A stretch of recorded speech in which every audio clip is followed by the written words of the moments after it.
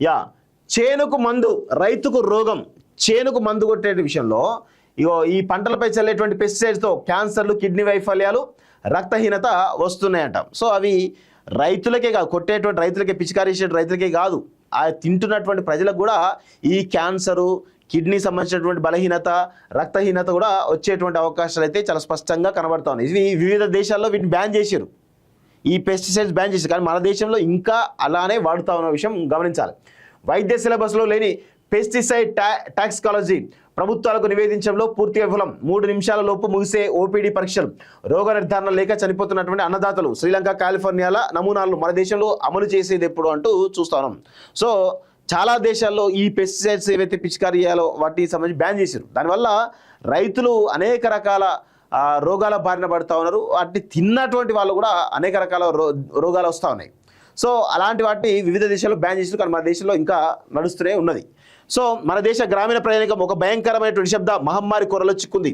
పంటలపై విచక్షణారహితంగా చల్లుతున్నటువంటి రసాయన మందులు, పెస్టిసైడ్స్ రైతులు, పల్లె ప్రజల రక్తాన్ని విషపూరితం చేస్తున్నాయి. దీంతో గ్రామీణ ప్రాంతాల్లో క్యాన్సర్లు, దీర్ఘకాలికమైనటువంటి కిడ్నీ వ్యాధులు, రక్తహీనత, నాడీ వ్యవస్థ దెబ్బతినడం, గర్భస్థ శిశువుల్లో లోపాలు వంటి భయంకరమైనటువంటి వ్యాధులు వేగంగా విస్తరిస్తున్నాయి. ఈ విషయాన్ని మన దేశ వ్యవస్థ ఏదైతే ఉందో, వైద్య వ్యవస్థ పసిగట్టలేకపోతుందట.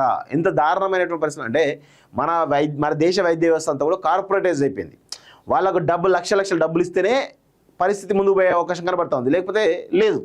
సో ఈ పెనుముప్పును గుర్తించడంలో, రోగ నిర్ధారణ చేయడంలో, ప్రభుత్వాలు నివేదించడంలో పూర్తిగా విఫలమవుతుంది.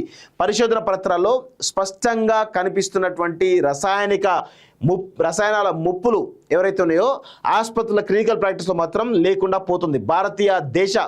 భారతదేశ గ్రామీణ ప్రాంతాల్లో రసాయన మందుల వాడకం వల్ల వస్తున్నటువంటి తీవ్రమైనటువంటి అనారోగ్య సమస్యలపై హైదరాబాద్ ఉస్మానియా యూనివర్సిటీ పరిశోధకులు డాక్టర్ దొంతి నరసింహారెడ్డి రూపొందించినటువంటి నివేదిక అకాడమియా ఎడ్యు జర్నల్లో ప్రచురితమైంది. ఆయన పరిశోధనల్లో విస్తుగొల్పేటువంటి అనేకమైనటువంటి విషయాలు వెలుగులోకి వచ్చాయి.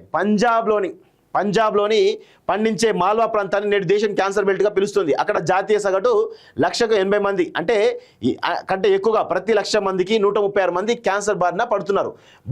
బటిండా పటియాలకు వెళ్లే రైలును స్థానికంగా క్యాన్సర్ రైలుగా పిలుచుకున్నారు. ఇక్కడి రైతులు ఒక పంట కాలంలో ఏకంగా 15 సార్లు పురుగుల మందులు కొడుతున్నారు.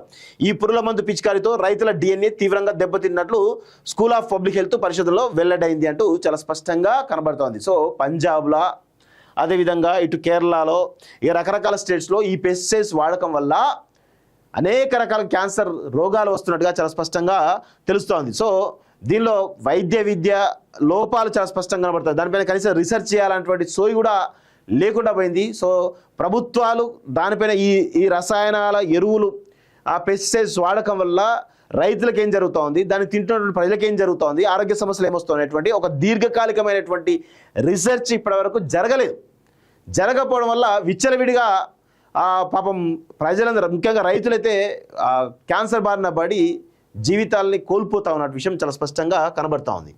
సో రోగ నిర్ధారణ ఎలా అంటే దానికి సంబంధించినటువంటి ఒకవేళ వైద్యుడికి అనుమానం వచ్చినా రోగి శరీరంలో రసాయన అవశేషాలు ఎంత మేర ఉన్నాయో పరీక్షించేటువంటి కనీసమైనటువంటి మౌలికమైనటువంటి వాటికి సంబంధించినటువంటి సదుపాయాలు ఏ జిల్లా ఆసుపత్రిలోనూ, ప్రాథమిక ఆరోగ్య కేంద్రంలోనూ లేవు అనేది చాలా స్పష్టంగా తెలుస్తూ ఉంది. సో ఇదంతా కూడా ప్రపంచ దేశాలు ఏం చేస్తున్నాయి, మన పొరుగు దేశమైనటువంటి శ్రీలంకలో హాస్పిటల్ డేటా ఆధారంగా అత్యంత ప్రమాదకరమైన పురుగుల మందులను దశల వారీగా నిషేధించారు.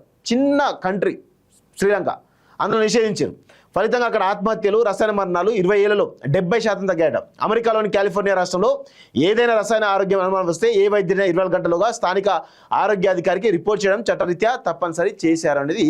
అంటే పొరుగు దేశాలు, రకరకాల దేశాలేమో దీనిపైన, రైతులకు సంబంధించినటువంటి అంశాలపైన, ఈ పెస్టిసైడ్స్ వల్ల జరుగుతున్నటువంటి అనర్థాల వల్ల వాళ్ళు తొందరగా స్పందిస్తూ ఉంటే, మన దేశంలో మాత్రం ఇంతవరకు ప్రాథమిక ఆరోగ్య కేంద్రంలో కానీ లేకపోతే స్థానికంగా ఉండే హాస్పిటల్లో కానీ ఇలాంటి సదుపాయాలు లేకపోవడం వల్ల క్యాన్సర్ బారిన పడి చనిపోతున్నటువంటి సందర్భాలు చాలా స్పష్టంగా కనబడతా ఉన్నాయి.